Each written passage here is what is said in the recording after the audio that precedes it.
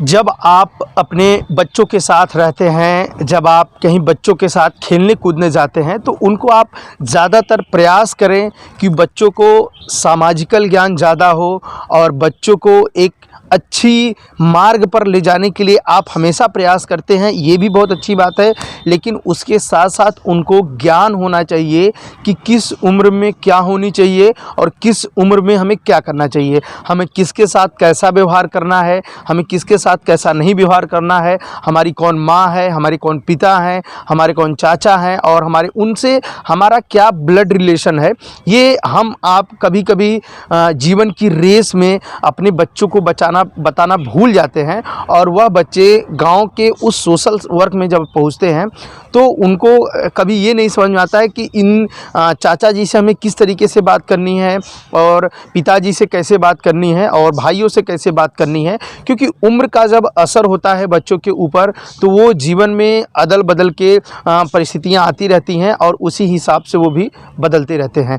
लेकिन जब आप कभी सामाजिकल अपने ज्ञान बच्चों को दें तो ये ज़रूर ज्ञान दें कि किस तरीके से उनको समाज में रहना है और किस तरीके से समाज के साथ उनको चलना है। ये तो हुई सामाजिकल बात, लेकिन हम बात करने वाले हैं उस घटनाओं के बारे में जो घटनाओं से हमारा और आपका कोई भी ज़िला हो या कोई भी जनपद हो या कोई भी प्रदेश हो अब उन चीज़ों से अछूता नहीं रह गया है, उन चीज़ों से अब बैर नहीं है। क्योंकि वो घटनाएं अब इतनी तेज़ी से घट रही हैं जिनको आप नहीं सोचे होंगे। इतने कम उम्र में इतनी बड़ी घटनाएं घट जाए और फिर इतने जो है कि ज़्यादा उम्र में ऐसी भी घटनाएं घट जाएं, यह भी सोचने के लिए मजबूर करता है। लेकिन बहरहाल जब घटनाएं घट ही जाती हैं तो उसमें आपका या हमारा या किसी का कोई महत्व नहीं रहता है। घटना का अंजाम देने वाला व्यक्ति कभी ये नहीं देखता कि हम किसके साथ क्या कर रहे हैं। चलिए हम बताना चाहेंगे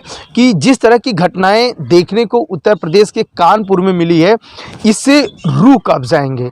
ये रूह इसलिए कांप जा रहे हैं कि 45 वर्षीय व्यक्ति एकमात्र 11 साल की बालिका के साथ कैसे इतना बड़ा हैवानियत की घटना घटा सकता है। आप जानते हैं कि इन घटनाओं का अंजाम जब आप कभी भी सुनते होंगे तो उम्र होती है, उसकी उम्र ज़्यादातर कम रहती है और घटने का अंजाम देने वाला दुष्कर्मी व्यक्ति उसकी उम्र ज़्यादा होती है।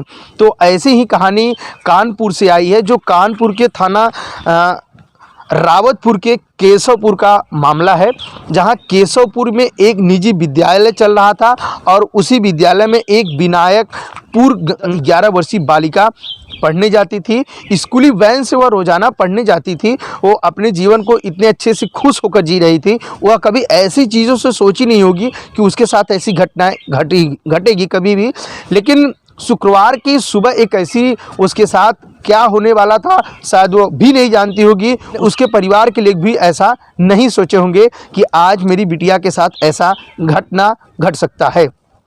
शुक्रवार की सुबह उसकी एक दोस्त है, सहेली है, वह भी पढ़ने जाती थी रोज़ाना। लेकिन उस दिन शुक्रवार को ऐसा हुआ कि वह सहेली पढ़ने नहीं गई और रोज़ाना की तरह जो है कि अपना बैग लेती है और खुशहाल तरीके से वो अपने वैन में बैठती है और स्कूल जाने के लिए। लेकिन उसको क्या पता कि वैन में ही उसके साथ ऐसी घटना घट जाएगी जिसे वह जीवन के उन सपनों में भी नहीं सोची होगी जिस उम्र में वो होगी। जो घटनाएं घटी वो दरिंदगी भरी घटना घटी है। जो लड़की के साथ 11 वर्षीय लड़की के साथ 45 वर्षीय वाहन चालक रमेश उर्फ कल्लू जो घटना घटाया है, इससे तार तार होता है। बताना चाहेंगे कि लड़की को जैसे ही वैन में बैठाता है और सुनसान जगह ले जाकर उसके साथ दुष्कर्म करता है। दुष्कर्म के दौरान जब वो चीखना चाहती है तो जो है कि उस वक्त वो बेहोश हो जाती है। बेहोशी के समय जैसे वो होश में आती है, दुष्कर्मी उसको समझाता है कि यह बातें किसी से न साझा करे। लेकिन पीड़िता भी जैसे ही विद्यालय में पहुँचती वैसे ही सबसे पहले वो अपने प्रिंसिपल को बताती है, इसके बाद 2 शिक्षिकाओं को बताती है। जब प्रिंसिपल और शिक्षिका ये जान जाते हैं, शिक्षिकाओं लोग जान जाती हैं, तो वो लोग उस लड़की को पहले बात तो दबाने का प्रयास करती हैं और समझाती हैं कि यह बात किसी से नहीं बताना है। उधर इस बात की जानकारी जैसे ही पीड़ित स्कूल के बाद अपने घर जाती है तो सारी आपबीती अपनी नानी को बताती है। परिवार के लोग जैसे ही उस विद्यालय में पहुंचते हैं तो प्रबंधक और प्रिंसिपल यह कहते हैं कि मैंने उस ड्राइवर को बदल दिया है, अब जो बातें हो गई उसको छोड़ दिया जाए। नानी इन पीड़िता को न्याय दिलाने के लिए ऐसी घटना फिर न घटे इसके लिए नानी ने कठोर कदम उठा करके थाने में जाकर एक तहरीर दी। तहरीर में पीड़िता ने बयान दिया और जो कि उसका मेडिकल भी कराया गया है। वहीं वैन चालक रमेश उर्फ कल्लू को गिरफ्तार भी की है पुलिस और साक्ष्य छुपाने के मामले में 2 शिक्षिकाओं प्रिंसिपल के ऊपर नामजद मुकदमा पंजीकृत किया गया है। तो ऐसी घटनाएं जब घटती हैं तो लोगों की रूह कांप जाते होंगे। क्या आप सोचे होंगे कि क्या आपके आसपास का ऐसा इन्वायरमेंट हो गया है जैसे लोग सोच रहे हैं वैसा नहीं है।